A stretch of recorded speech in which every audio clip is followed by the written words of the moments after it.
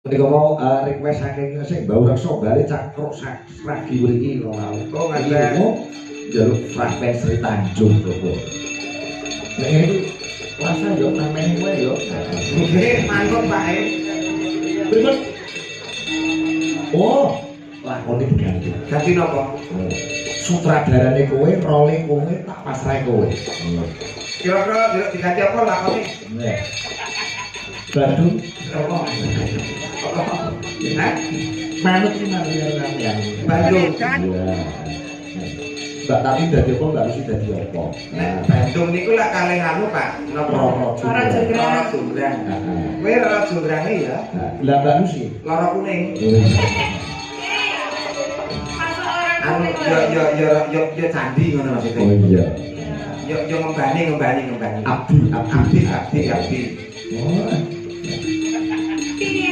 Iya kok kaya ora anu lho kok anu ora Jonggrange ngono piye?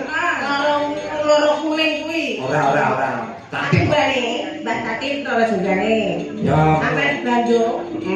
Bandung wediet. Ya sak onone to kethoprake wong telu kok ya. Kere budaya jenenge. Kere budaya kok. Ngono iki kudu panggang main kok sing penting tiket wis kadung mlebu kok ya. Tuluk.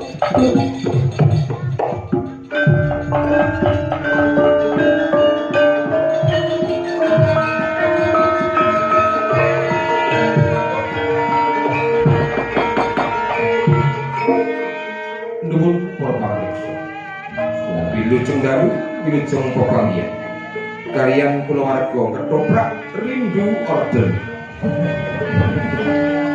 Ingkang mijil saking dalemipun piyambak-piyambak. Dalu punika panenggelar lampahan Bandung Bondo Woso. Wondene ingkang dados Bandung Bondowoso Bagus Dion. Bagus Dion. Rara Jonggrang katindakaken dening Mbak Tatin Tito. Ombang. Ya nggih banyu kode arep iki. Nggih ngono. Ombang. Tindakan dening Mbak Lucy Brahman.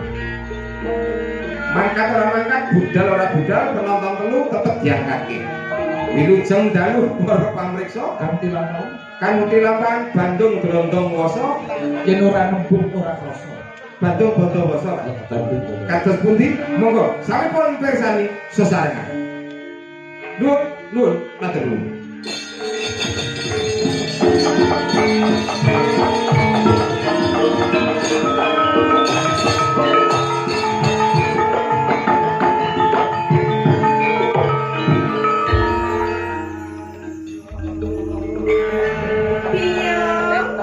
Wonten Dawung Ndara Putri. Iki kahanane kok dadi kaya ngene iki to piye to wonten menapa kok Ndara Putri kok sajake penggalipun nembe sumpah lho penjara. Lah iki kabeh kahanan kabeh prajurit wis padha mati lho ya. Lho kados ngoten to. Ayo yo iki awak dhewe mung urip wong loro iki yo kepiye menawa anten piyai pengajar kaya ngono Ndara Putri nggih. Terus kaya rupane kaya apa? Jonggrang kula mboten trima Ndara Putri iki. Aja kaget aku sing teko Jonggrang.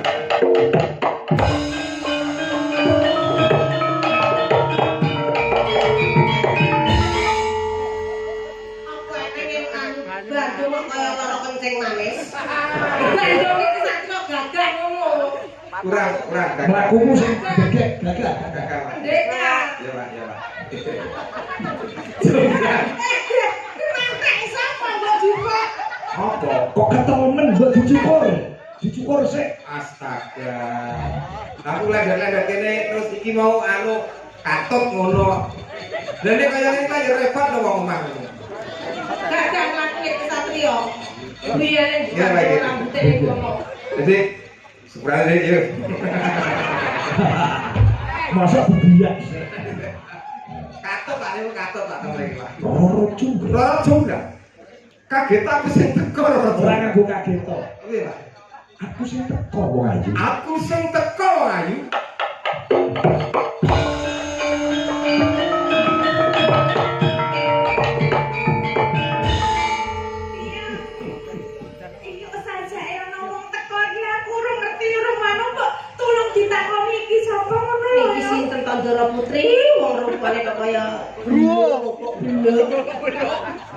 Jonggrang mangertiya sapa sing praktawan iki ana ing Taman Kaputren. Beni, Ceritane lak ketoprake aman to Pak Mai. beni mai. Karo meneh iki. Dadi data disetip iki. Lho. Ing bengi iki Jonggrang. Ya iki pun Kakang Bandung Bondowoso. Ada sikile ada. Iki to sing jenenge Bandung Bondowoso. Yo, Cilikane kuwi. lho urung abot lho. Ana niki. Ana iki. Ya, iki lho ketoke sing mati. Bisa cilik lho. Kurang gede. Kurang. Lus-lusen. Kan. Lus-lus rasane iso dadi gede semangate. Oh.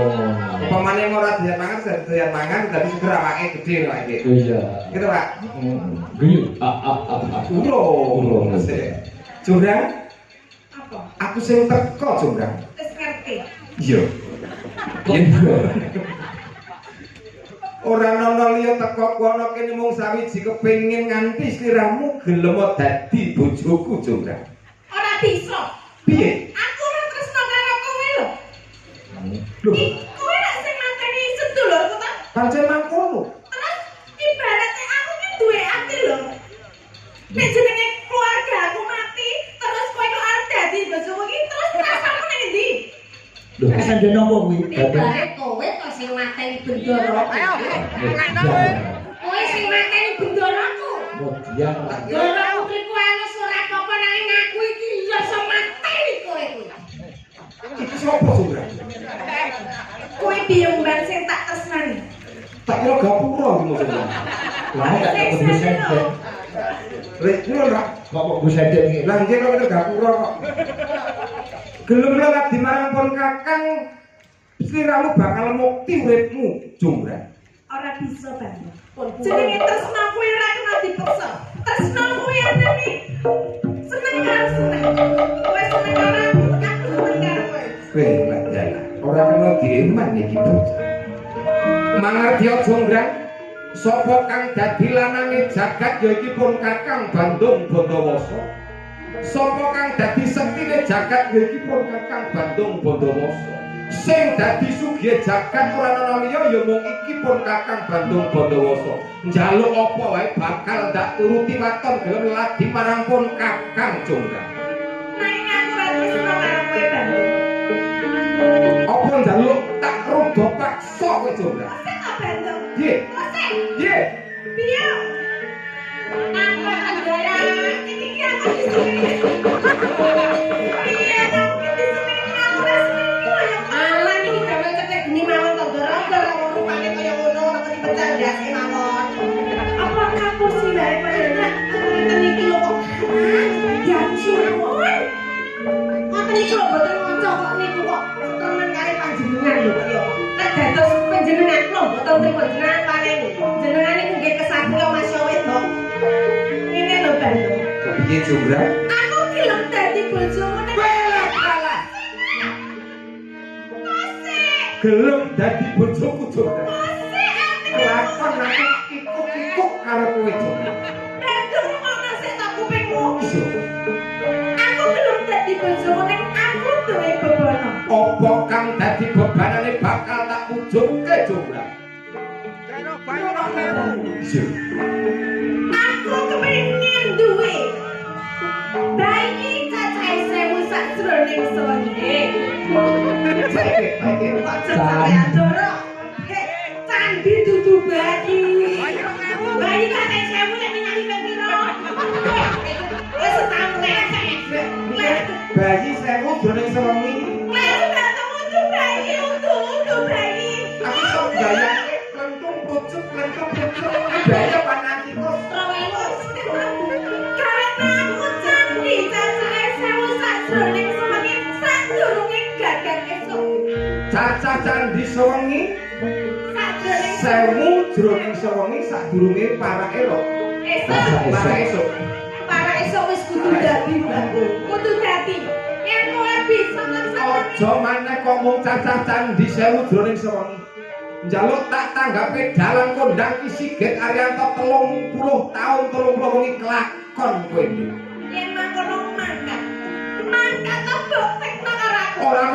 sesuk ora kapan wong iki cacah Candhi Sewu dadi jograk.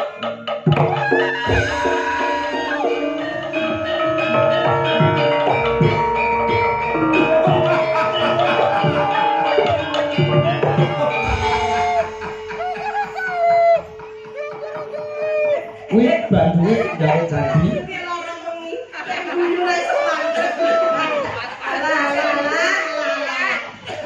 Aku abine sing lanang. Doro Putri enggak iki Doro Putri. Iki sapa tadi sapa? Waduh, aku lu ngeneki wis kena Pak Sikit sik. Bojone ketoprak kok. Piye. Kowe kan nyambut gawe candi. Jadi Menapa sampun dipun menggalih dipun paring bobono dateng si Curut. Bantu ngono wae. Aku jane iki ora tresno lho ya. Sapa Kang? Sapa Bantu. iki lho, maksudnya karo iki nyeluke sapa? Alah, reng. Karo iki nyeluke sapa? Kang Mas Bagaskara. Kang Mas Bagaskara. Sasanipun kula menika mboten tresno kalian Bandung Bandawa nanging nggih kedah kula kan kedah kudu ngapusi ben kok Lah kan gawe candi kok malah menger-menger kaya ngono. Kono ben gawe candi, awake dhewe gawe bayi. Pak Ikit iki nambah-nambah yang gadan. Wong ketopake wong telu melu-melu ya ngopo lho. Kene arep gawe candi malah kok gawe. Jadi jangan ngomong ae ndang butekno rasa digedeno ngomong wis ora.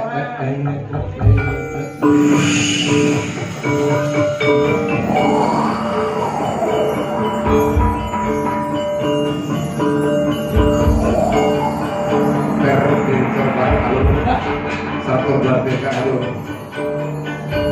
Sekarang kami serur takdir.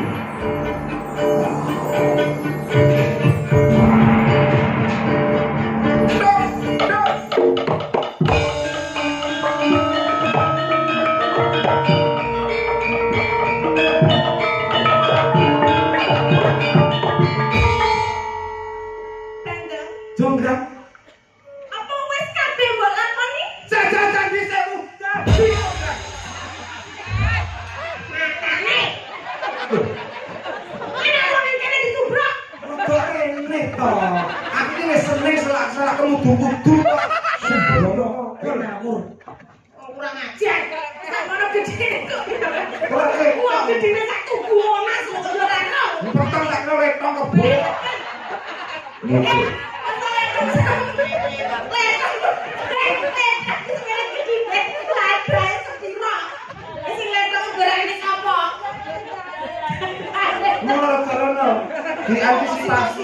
diantisipasi to.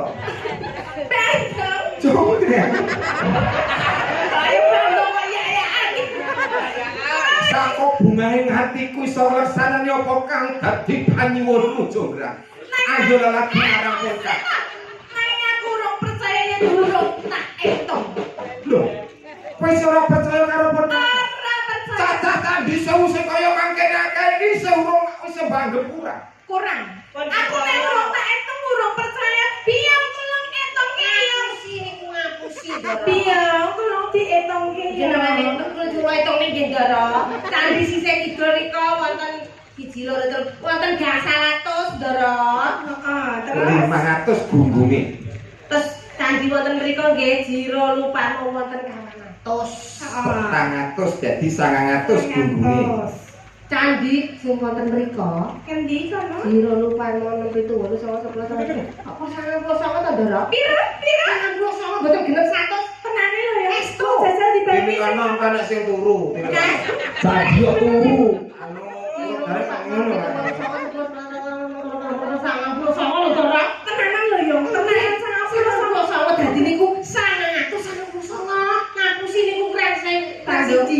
Piye? Kudu sewu. Kowe ateges ora iso minangkani apa sing dadi jalukmu. Nyatane candhi anane gur 999 kurang siji Bandung. Tegese.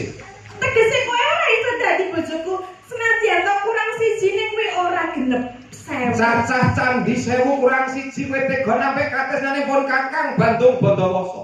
Iya. Ora nonton kaya ngopo perjuanganipun Kakang Bandung Bandawasa. Ente lah, bisa ketoprak perjuangan. Ya ketoprak rindu order kene. Ini juga sama masalah ya. Sama masalah.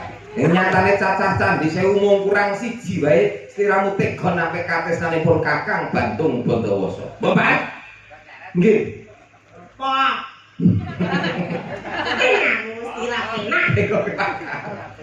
Cacah candhi sewu sing kurang siji, kowe sing jakepi Jogja.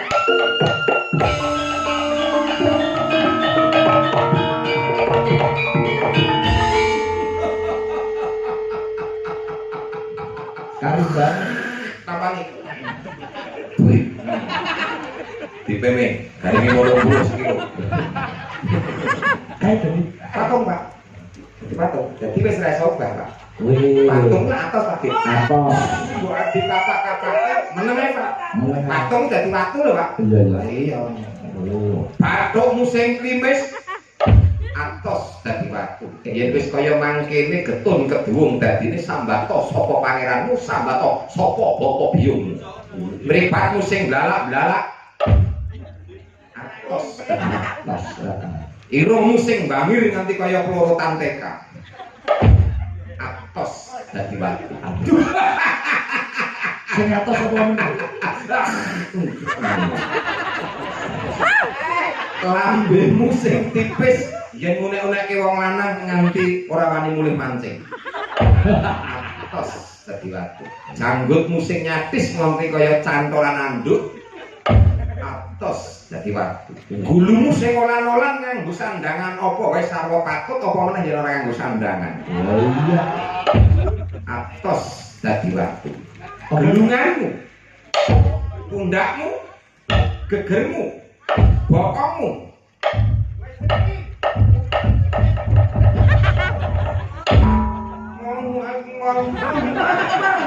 padake duduk Saiki gelungan mudhun dugi bokong atos. Bathuk mudhun dugi nggen gulu atos. coba liyane duduk Payu doro. Jenenge kok bener bener Bro, mau sak sampe bloke melok Pak ya. ojo ojo Payu doro. Lho. Siramu kepuntir juga. keteran angin lho Puntir. Iki kei kacang wis padha ngarep juga. ngawur ngece mau guning tilang kacang tetek Mburi kabeh saperahyan wis atos dadi watu bathuk mudhun temu kae gulu ki reca kok pikniknya apa to.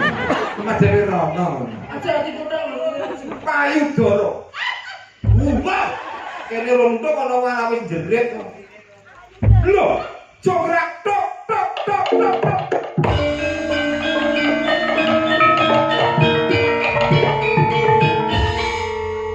Jograk. Mburi kabeh atos dadi watu kok nggon payu doro wong atos. Lire Pak Sigit. iya Cocoran iki wong garing. Amrih garinge mapane ana ing tengahing alun-alun. Burung patut mapan ana ing taman Kapupen. iya Durung ana tengahing alun-alun, Jograk. Tok tok tok.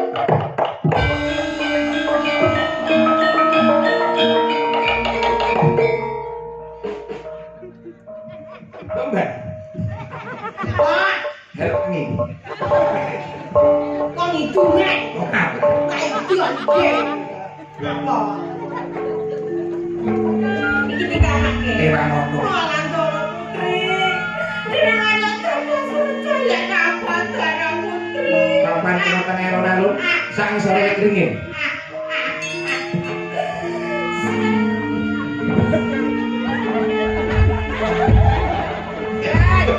oke nyanyi medus Wong anak-anak kajen.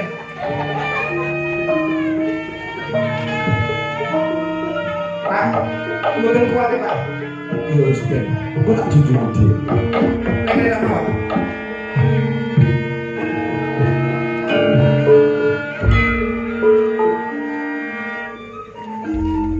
Para pamirsa, jangkepipun bapakipun lakon Rara Jonggrang njing taun ngajeng pun lajengaken malih. oh Awit pendapatan kirang ketoprak bubar. oh Sabar Pak Git. sabar